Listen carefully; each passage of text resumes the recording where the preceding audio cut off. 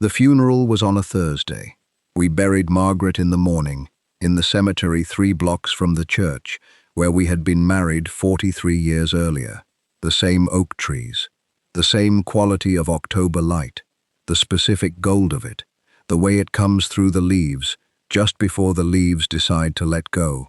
About 200 people came, not because Margaret was famous or powerful or wealthy in any of the ways that draw crowds, but because she had spent 43 years as the kind of person who shows up, for everyone, reliably, without needing to be asked twice. She had brought meals to families after surgeries. She had organized the coat drive at our church every November for 26 years. She had been the person you called when you needed someone to sit with you in a waiting room and not say anything and just be there. She was the best person I have ever known. And on that Thursday in October, 200 people came to say so. My son David stood beside me at the graveside. He held my arm. He said the right things. He cried, genuinely. I want to say that because it is true, and because the truth matters. David loved his mother. Whatever happened after did not change that. Whatever fear and poor judgment produced the weeks that followed, they did not produce from a place of not loving her. He loved her. He just did not know what to do with me after she was gone. We drove back to the house, our house, Margaret's and mine for 31 years, and there were people there, the way there are always people at a house after a funeral, bringing food and saying careful things, and filling the rooms with the specific organized grief of a community that is trying to be useful in a moment when usefulness is limited. By 7 in the evening, most people had gone. David and his wife Karen stayed. Their children, my grandchildren, Ryan, who was 14, and Sophie, who was 9, had been quiet all day in the specific way of children who understand that something large has happened and are doing their best with that understanding. Sophie had held my hand during the service. She had not let go for an hour. David found me in the kitchen around 8 o'clock. I was washing the dishes that had accumulated, not because they needed washing immediately, because I needed something to do with my hands. He said, "Dad, can we talk?" I said, "Of course." He said, "Karen and I have been thinking about the practical stuff, about what comes next." I said, "All right." He said, "The house is big for one person." I said, "It's the same size it's always been." He said, "I know. But you're here alone now, and Karen and I were thinking it might make sense for you to come and stay with us for a while." I said, "That's generous." He said, "We have the room. Sophie would love having you close, and it would be easier for us to keep an eye on you." I said, "I don't need keeping an eye on." He said, "Dad, you just lost Mum." I said, "I know what I just lost." He said, I know. I think it would be good for all of us." I said, "Let me think about it." My name is Arthur Mills. I am 71 years old. I was a high school principal for the last 16 years of a 34-year career in education. I am not secretly wealthy. I am not a hidden CEO. I am a retired educator with a teacher's pension, a paid-off house, and a garden that Margaret and I tended together for 31 years. And what happened in the month after her funeral was not the story of a powerful man brought low. It was the story of an ordinary man discovering what he was made of. Let me tell you about Margaret before I tell you what happened, because she is the center of everything that follows, not as a device, not as a memory that drives a plot, but because you cannot understand what I lost without understanding who she was, and you cannot understand what came after without understanding what she left behind. Margaret Ann Mills, née Carroll, born in 1952 in a small town in Pennsylvania. The middle child of 5, she had her father's practicality. He had been a plumber who ran his own business and who believed, as she came to believe, that the most important thing you could do in any situation was simply show up and do the work. She had her mother's warmth. The combination produced someone who was both deeply reliable and deeply kind, which is rarer than it should be. She taught third grade for 11 years. Then she stopped teaching when David was born, which was her choice, and which she never framed as a sacrifice, because she did not frame things as sacrifices. She said, "I'm choosing this." That's different from giving something up. She raised David with that same philosophy, that the things worth doing were worth choosing, and that chosen things had a different weight than imposed ones. When David was in middle school, she started volunteering, first at the church, then at the community food pantry, then at the senior center, which became the work that she gave the last 20 years of her life to. She did not run the senior center. She was not its director. She was its constant, the woman who was there every Tuesday and Thursday without fail, who knew every resident by name and by preference and by the specific quality of their particular loneliness. She organized birthday celebrations for residents whose families had stopped coming. She read aloud to those whose eyesight had failed. She advocated, loudly when necessary and quietly when more effective, for the dignity of people who were often treated as problems to be managed. She was beloved there in the way that people are beloved when they have given something real rather than something convenient. I am telling you this because it matters to what happened 3 months after the funeral, not in the dramatic way of a hidden fortune or a revealed legacy, in the simpler way of a woman whose goodness outlasted her. We had been married 43 years when she was diagnosed. Lung cancer. She had never smoked. These things are not fair. She knew they were not fair and did not spend time requiring them to be. She was given 8 months. She lived 14. The extra 6 months were a gift. We spent them doing the things that matter. Talking, mostly. Really talking. The kind that you put off in ordinary life because ordinary life is full, and then suddenly you have reason to do it, and you do it, and you wonder why you waited. She told me things I had not known. I told her things I had not said. We were, in those 14 months, more fully known to each other than we had managed in the previous 42 years. Which is not a criticism of the previous 42 years. It is simply what those last months were. The night before she died, she held my hand, and she said, "Arthur, promise me something." I said, "Anything." She said, "Don't let the grief make you small.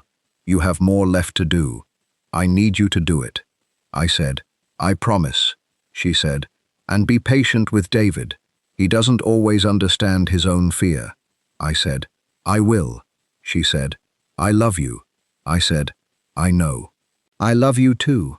She died the following morning, peacefully as these things are. And then David came to me in the kitchen on the evening of her funeral and said he thought I should come and stay with them for a while. I moved into their house 3 weeks after the funeral. I want to be honest about my reasoning.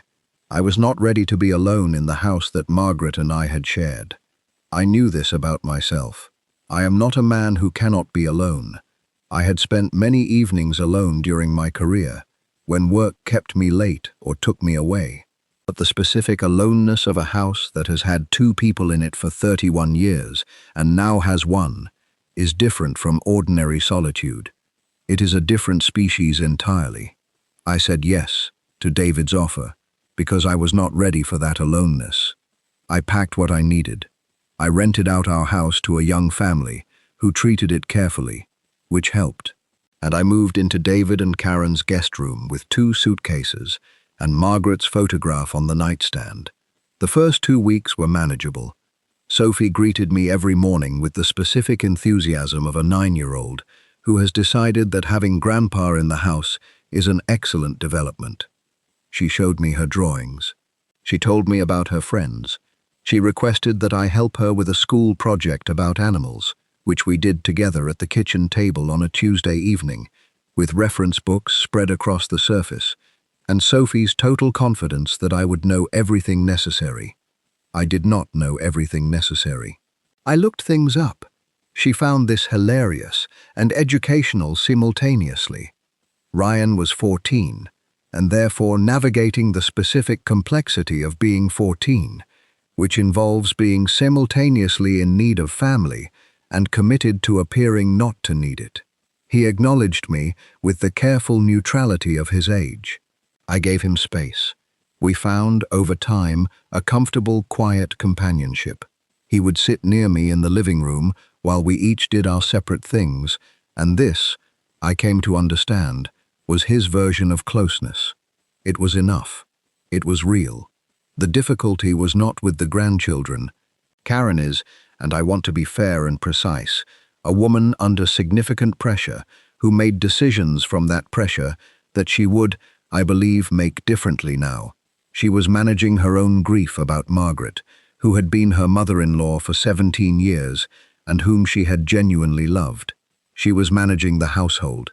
She was managing David, whose anxiety in the weeks after his mother's death had turned inward in the way that some people's anxiety does, becoming irritability, then withdrawal, then a kind of cold practicality that was not who David actually was, but was what David became when he was frightened and did not know it.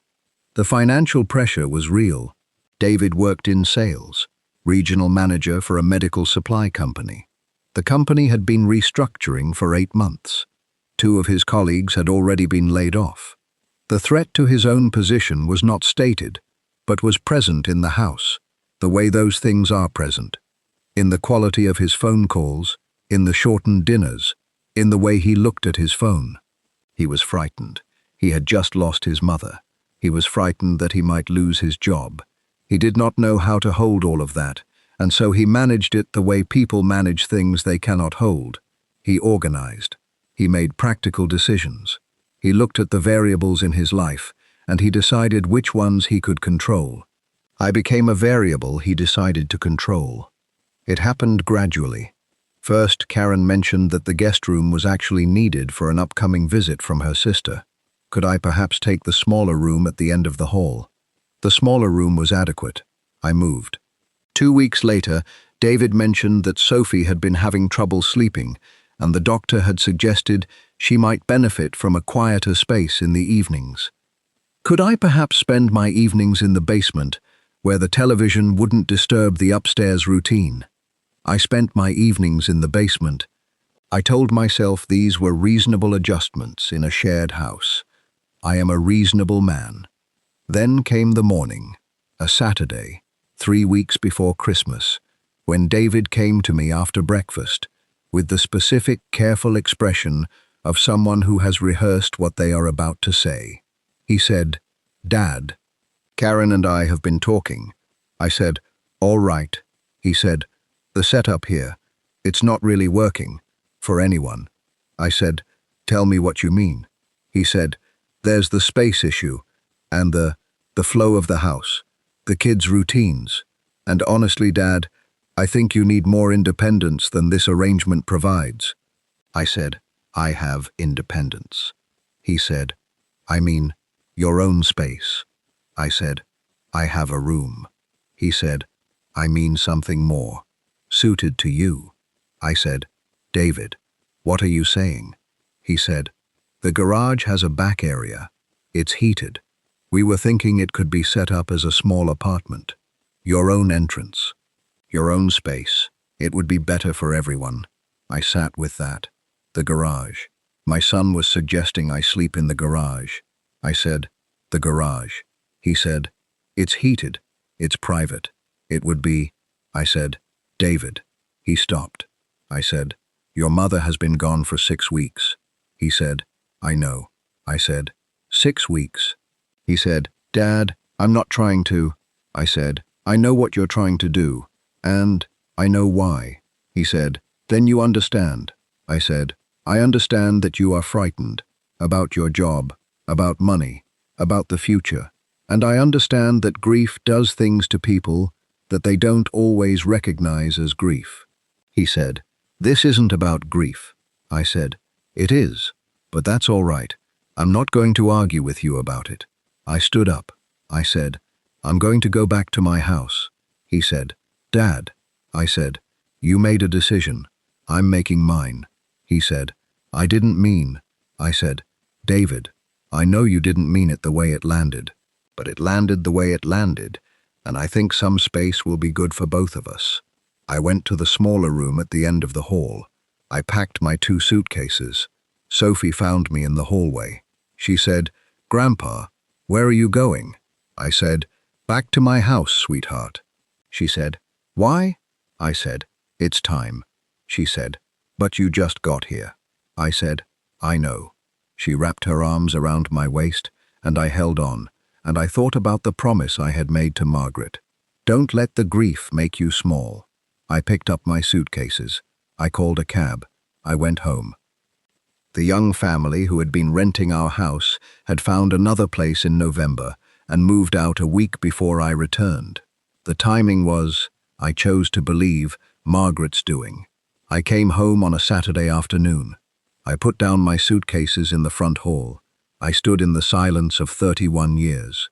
The house smelled like itself.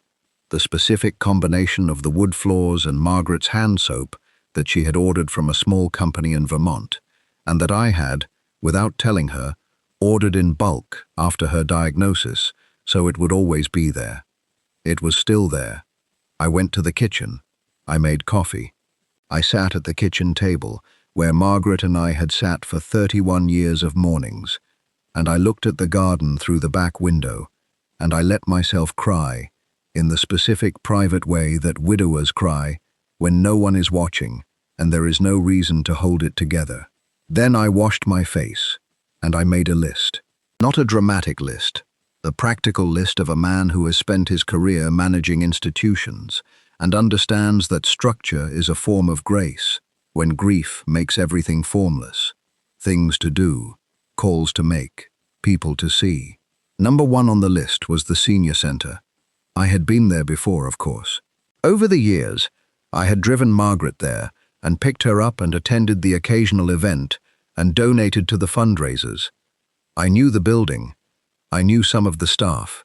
What I had not done was go there as myself, with my own purpose, needing my own thing. I went on a Monday morning, 3 days after coming home. The director was a woman named Carol Simmons, who had worked alongside Margaret for 11 years.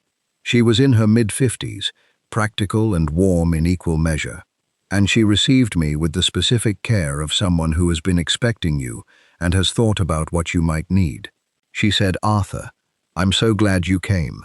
I said, "I thought I might volunteer. If you need anything." She said, "We need everything. We always need everything. The question is what you want to give." I said, "I don't know yet. I thought I'd come and see." She said, "That's the right answer. Come and see." I started slowly. Tuesday mornings I helped with the breakfast service, not cooking, just being present, helping people to their tables, carrying trays, the small physical assistances that mean a great deal to people whose mobility has changed. Thursday afternoons I joined a conversation group that had been started by Margaret and that had continued after her passing, now led by a volunteer named Dorothy, who was herself 78, and had, she told me on my first afternoon, absolutely no patience for silence in a room. She said, "Margaret always said the worst thing you can do to a person is pretend they have nothing interesting to say. So we don't do that here." I said, "That sounds exactly like Margaret." She said, "She started this group. Did you know that?" I said, "I knew she was involved." "I didn't know she started it," Dorothy said. "She came to me one Thursday 8 years ago and said, 'Dorothy, I've noticed that the Tuesday lunch group talks and the Sunday service talks, but nobody just talks, like people do, like people deserve to.' And then she started this group. I sat with that. 8 years of Tuesday and Thursday mornings, and Margaret had started a conversation group that was still running. The work she had done was still there. It was not money, and it was not buildings. It was a Thursday afternoon conversation group that met because she had noticed a gap and filled it. I thought about the promise she had extracted from me. "You have more left to do." I began to understand what she had meant. Over the following weeks, I expanded my involvement at the center. I started helping Dorothy with the conversation group. Then I started a separate group, a current events discussion, which I proposed tentatively and which was received with immediate enthusiasm, because it turned out that the residents had many opinions about current events, and no one had previously provided a structured space for those opinions. I helped organize a small library of large print books that had been donated but never properly catalogued. I started, at the request of one of the staff members who had learned about my background, doing something I had not expected to do: mentoring. Several of the younger staff members at the center were interested in education or social work as long-term careers. They heard that a retired principal was volunteering. They started coming to me with questions. I answered them the way I had always answered questions in my office at school, directly, honestly, with the specific belief that the person asking deserved a real answer rather than a comfortable one. Word spread the way word spreads in communities. Not dramatically, not with announcements. The way it always actually spreads, from one person telling another that there is someone worth talking to. The center director asked me, 6 weeks in, if I would consider a more formal role, not paid. The center's budget did not allow it. A structured volunteer coordinator position, managing the volunteer program that Margaret had helped build. I said I would think about it. I thought about it overnight. I said yes. I had been home for 5 weeks when Ryan called. Not David. Not Karen, Ryan. 14 years old, calling his grandfather on a Wednesday evening. He said, "Grandpa." I said, "Ryan, this is a surprise." He said, "Yeah." A pause. "Are you okay?" I said, "I'm all right. Are you?" He said, "I guess." Another pause. "It's weird at home." I said, "I imagine it is." He said, "Dad is..." He's not really himself. I said, "Your dad is going through something hard." Ryan said, "I know. But he won't talk about Grandma at all. Like she didn't, like we're not supposed to mention her." I sat with that. I said, "Ryan, your grandmother talked about you constantly. Did you know that?" He said, "What?" I said, "Every time I came home from something, if she'd spoken to you or seen you or even thought about you, she told me about it. She had opinions about your interests and your school and your friends, and she followed your life like it was the most interesting thing happening." He was quiet. I said, "She was enormously proud of you. I want you to know that." He said, "She never really said." I said, "She showed it. That was her way. She made your favorite dinner when you came over. She kept a copy of every school photo you ever took in the top drawer of her dresser. She asked about you by name to people who had no reason to know who you were." He was quiet for a longer moment. Then he said, "Grandpa, why did he..." He didn't finish the sentence. I said, "He was frightened, and grief makes people do things they wouldn't do in a quieter moment. He loves you. He loves your sister. He loved his mother. Sometimes when we're carrying too many things, we set down the wrong ones." He said, "Are you angry at him?" I said, "I'm working on it." He said, "That's honest." I said, "I try to be." He said, "Can I come visit? On a weekend?" I said, "Ryan, you can come whenever you want. This is your grandfather's house. There is always a room for you in it." He said, "Okay." He said, "Grandpa?" I said, "Yes." He said, "I miss her too." I said, "I know. Me too. Every single day." He said, "Is it? Does it get better?" I said, "It gets different. The missing doesn't go away, but you learn to carry it differently, and sometimes you're carrying it and something reminds you of her, and instead of it hurting, it feels like she's nearby. That happens more as time goes on." He said, "Okay." He said, "Thank you, Grandpa." He came the following Saturday. I picked him up from the bus stop. We spent the morning at the house. I made the same breakfast I had always made on Saturday mornings, when he and Sophie were small. French toast with the cinnamon Margaret had taught me to use. which she had said was the difference between breakfast and an occasion. He ate 2 servings. He helped me in the garden in the afternoon. He did not have much experience with gardens, but he was willing, and willingness is almost everything. We worked side by side for 2 hours with minimal talking and considerable productivity. At the end of it, he looked at what we had done and said, "Grandma planted all this?"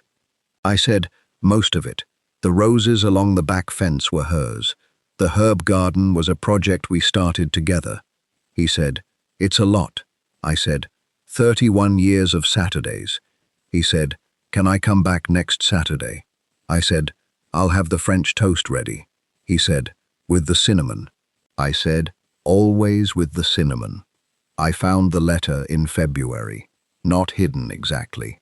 Margaret had placed it in the top drawer of the small writing desk in our bedroom, the one she had used for correspondence, and which I had not been able to open since October. I opened it on a Sunday afternoon in February, when the light through the bedroom window was the specific pale winter light that makes everything look held, preserved, waiting for something. The letter was in an envelope, my name on the front, her handwriting. I held it for a moment before I opened it. Then I opened it. She wrote, "Arthur, if you're reading this, then things have gone the way we both knew they would go, and you are in the house without me, which I hate to think about and have made my peace with. I want to say some things that I may not have said clearly enough while I had the chance. You have been, for 43 years, the best partner I could have imagined. Not because you were perfect. You weren't. Neither was I.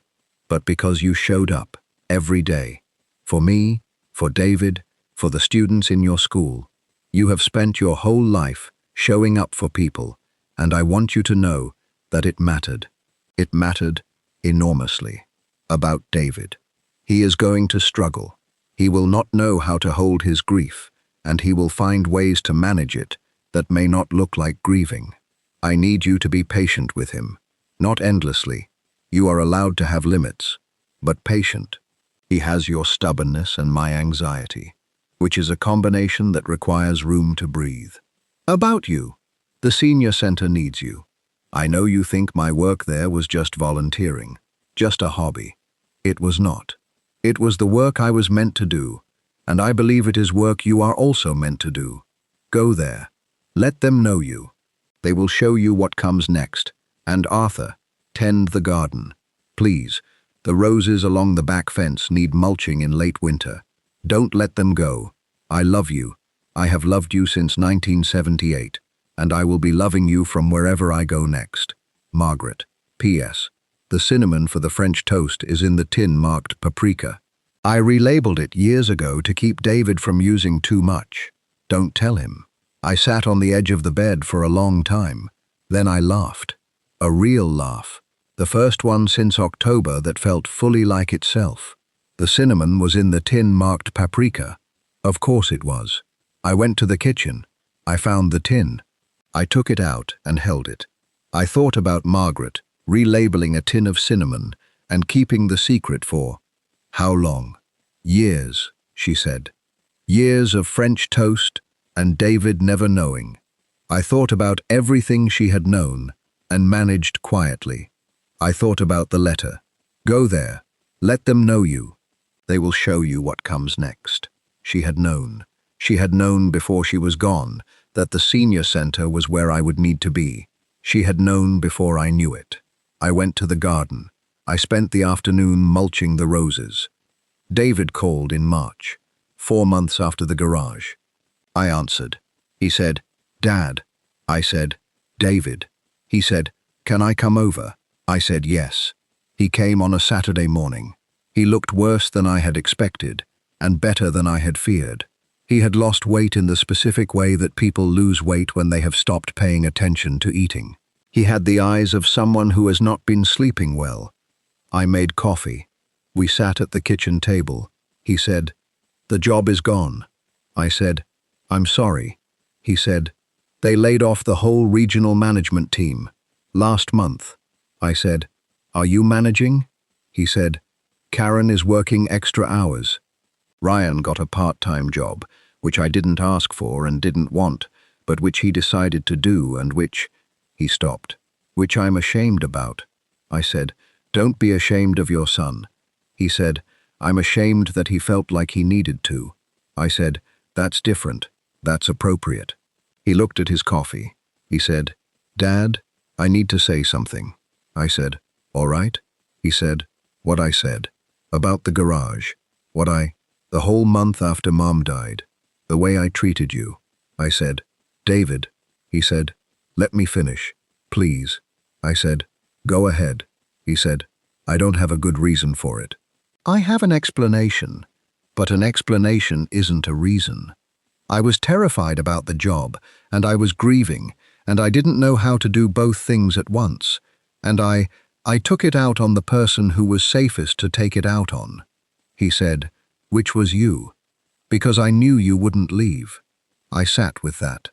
He said, "But you did leave, and you should have. You were right to." I said I was.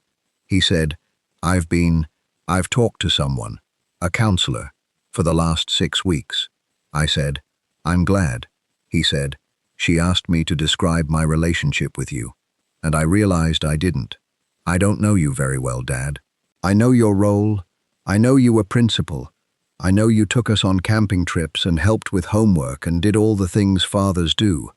But I don't know who you are." I looked at my son.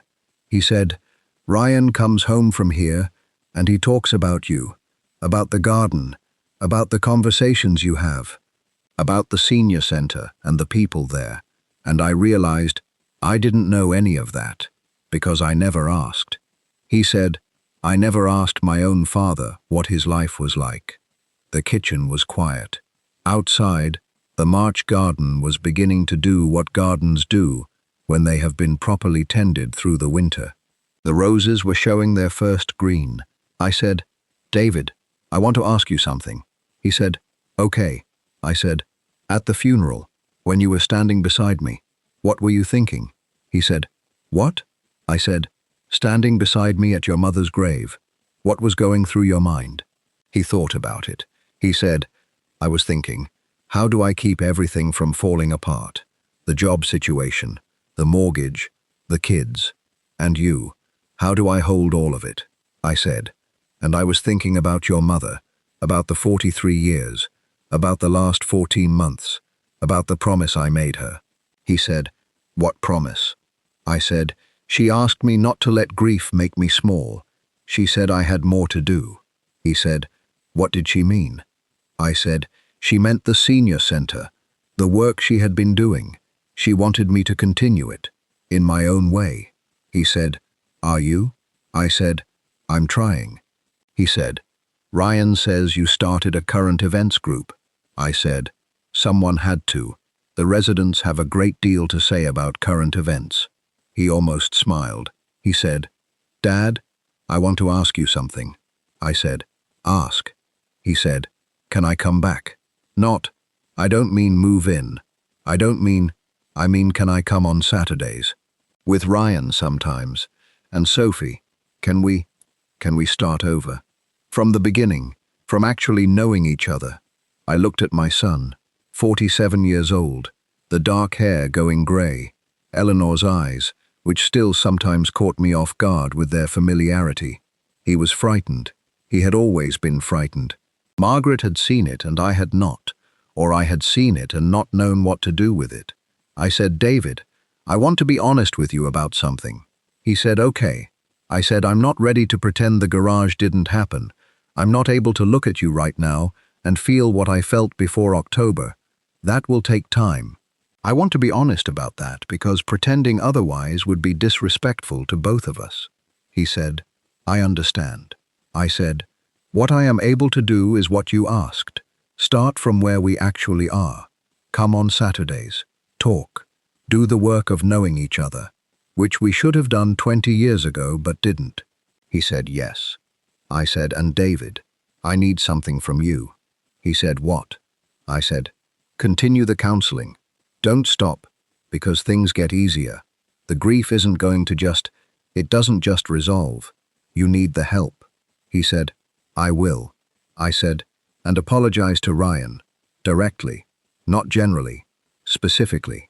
Tell him you saw what he did, and you're grateful, and that he shouldn't have needed to do it, and that you're going to do better. David was quiet. He said, "That's going to be hard." I said, "Yes." He said, "Okay." I said, "And one more thing." He said, "What?" I said, "The cinnamon for the French toast is in the tin marked paprika." He stared at me. He said, "What?"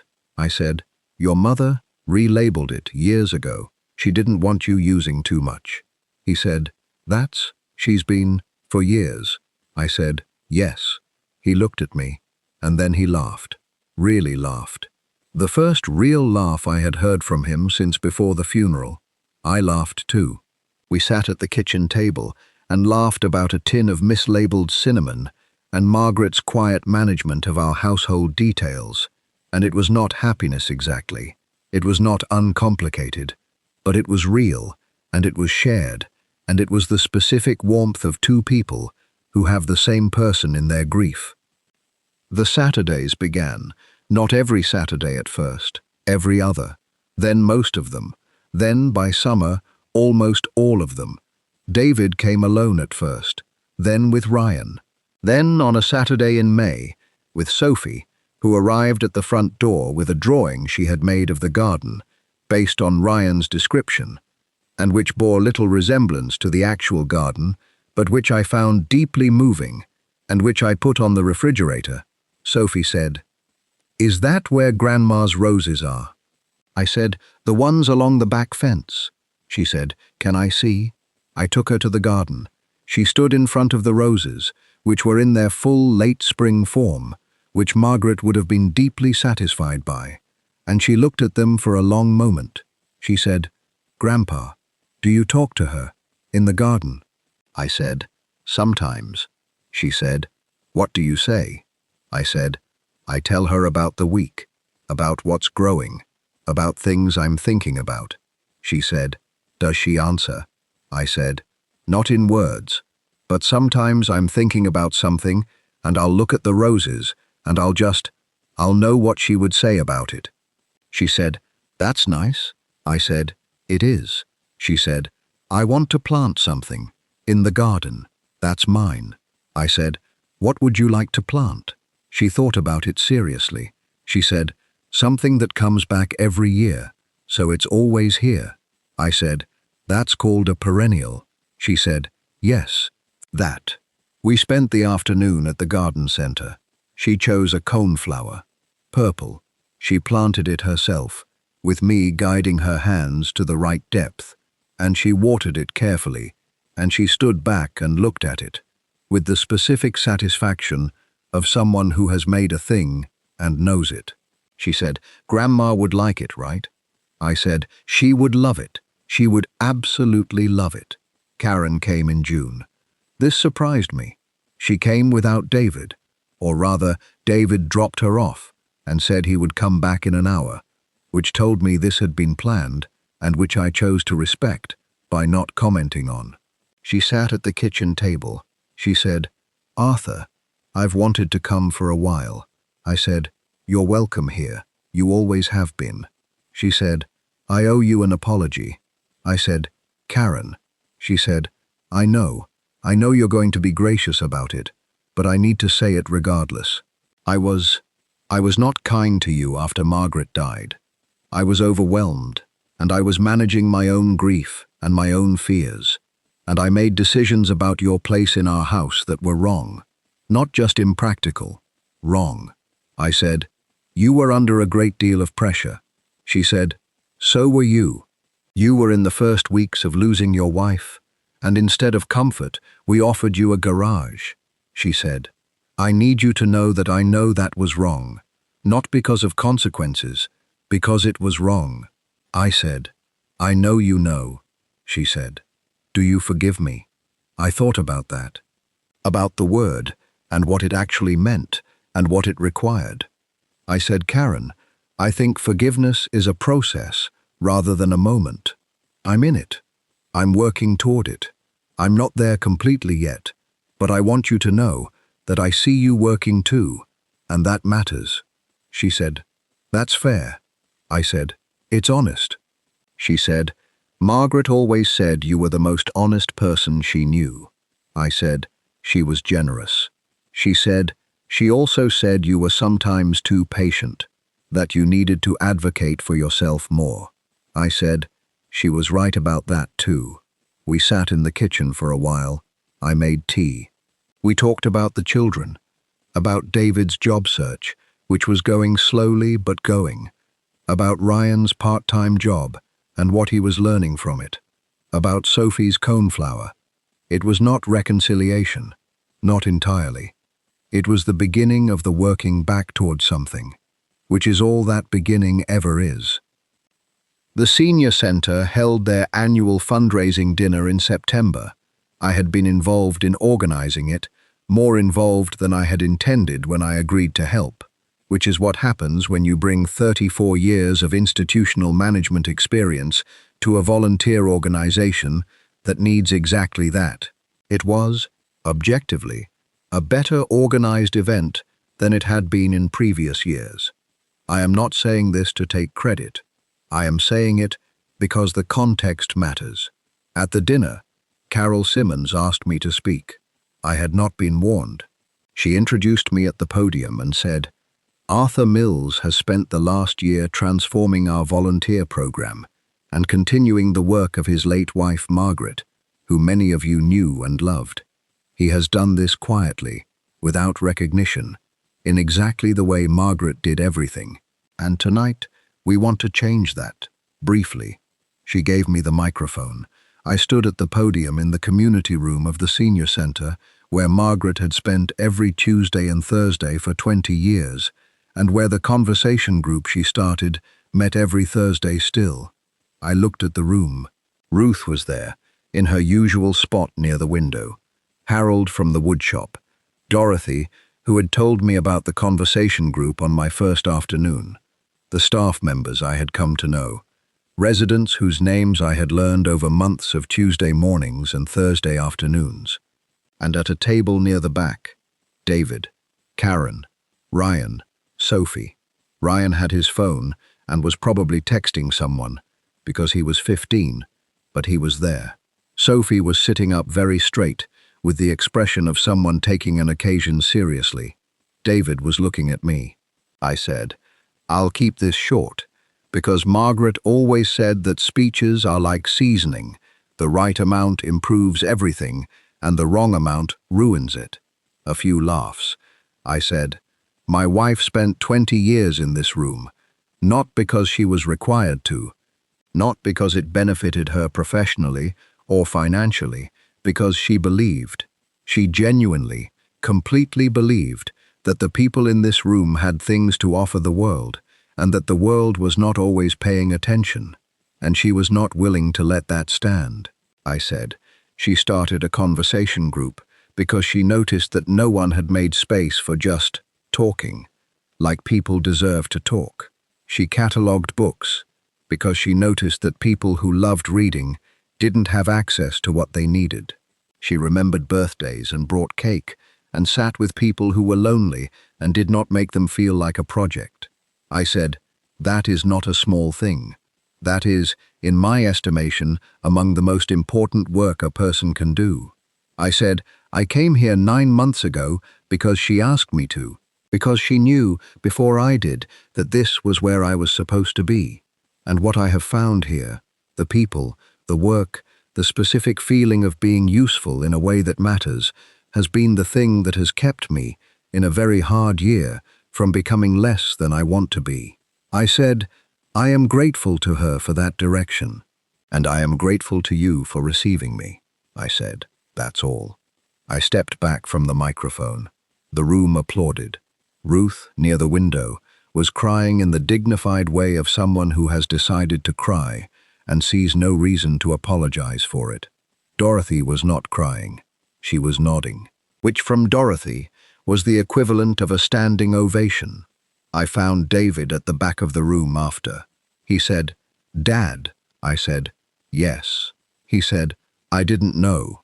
About what Mum did here, about the conversation group, about any of it. I said, you never asked her either. He said, "No, I didn't." He said, "Dad, I want to ask you something." I said, "Ask." He said, "Would you come back? For Sundays, not to live with us, just for Sunday dinners, regularly, as part of the family routine?" I said, "David." He said, "Not because I need you to fix anything, not because I want to make up for anything in one step. Just because you're my father, and Sophie planted a coneflower, and Ryan has started gardening with you on Saturdays, and Karen and I want to know you, like actually know you." I said, "Is Karen all right with this?" He said, "It was her idea." I looked at my son, the grey at his temples, Margaret's eyes, the specific posture of a man who is trying to be better than he has been, and knows the trying is only the beginning. I said, "Sunday dinners." He said, "Every week, or close to it." I said, "I'll bring the cinnamon." He said, "The paprika tin?" I said, "The very one." He said, "Mom was something else." I said, "She was everything." He said, "Yeah." He said, "Dad, I know I know this takes time. I know an apology isn't a fix. The counselor says." I said, "Your counselor is right." He said, "But I want you to know that I understand now. What I did, not just that it was wrong, why it was wrong, what it cost you, who you are, and what that moment did to who you are." I said, "I know." He said, "I'm sorry." I said, "I know you are." I said, "We're going to be all right, David. It's going to take time, and it's going to require work from both of us, but we're going to be all right." He said, "How do you know?" I said, "Because your mother's roses are going to be magnificent next summer, and Sophie planted a coneflower, and Ryan knows how to mulch now, and you're standing here asking me to Sunday dinner." I said, "That's how I know. I want to leave you with something true, not inspiring, exactly, just true. The year after Margaret died was the hardest year of my life, harder than the diagnosis, harder than the 14 months of watching her fight, harder even than the funeral, which at least had the structure of ritual and the presence of 200 people who loved her. The year after was just the year after. The specific difficulty of becoming a person who has lost the person they built their life alongside. The renegotiation with yourself about who you are when the context that gave you shape is gone. My son put me in a position that no parent should be put in. He knows that now. He has said so. He has done the work of understanding it, which is harder than the apology and matters more. I do not have a simple feeling about it. I love my son. I know he loves me. I know that what he did came from fear and grief and financial pressure, and the specific failure of a man who did not have the tools to hold everything he was trying to hold. I also know it happened, that on the evening of the day I buried my wife of 43 years, the ground he offered me to stand on was not adequate to who I was and what I deserved. I am not pretending otherwise. Forgiveness is not pretending otherwise. Forgiveness is deciding to continue, to choose the relationship over the grievance, not because the grievance wasn't real, it was, but because the relationship is also real, more durable, more worth protecting. I am still working on it. I think I will be working on it for a while, and that is all right. Margaret always said that the worthwhile things take time. She spent 20 years building something at a senior center, not a monument, a Thursday afternoon conversation group, and a catalogued library, and 200 birthday cakes for people whose families had stopped coming. That is what lasts. Not the dramatic things, the quiet things, the mulched roses, the tin-marked paprika, the coneflower that comes back every year. I am 71 years old. I feed the birds every morning. I go to the senior center on Tuesdays and Thursdays. On Saturdays, Ryan comes and we work in the garden. On Sundays, I go to David's house for dinner. Sophie always asks about the coneflower. I always tell her it's doing well, because it is. And because she planted it herself, in her grandmother's garden, so it would always be there. That is the whole of it. That is enough. I'll see you in the next one.